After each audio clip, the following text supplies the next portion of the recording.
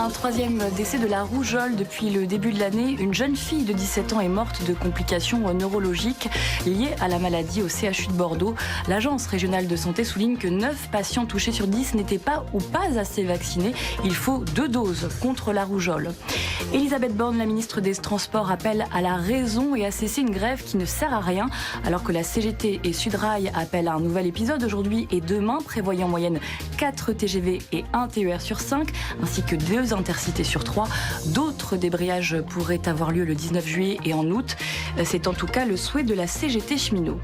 Un suspect interpellé et placé en garde à vue 2 jours après l'agression de 2 policiers à Autis en Seine-et-Marne.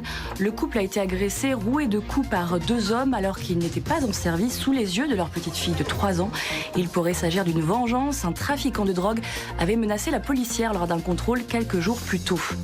La guerre commerciale entre les États-Unis et la Chine depuis tôt ce matin. Washington applique ses nouveaux droits de douane. Ils portent sur 34 milliards de dollars de produits importés. La Chine annonce en faire autant. Et puis cela fait une semaine que les supporters français l'attendent. Après leur victoire flamboyante contre l'Argentine, les Bleus sont de retour sur la pelouse cet après-midi pour les quarts de finale du mondial. France-Uruguay, coup d'envoi à 16h. France Info.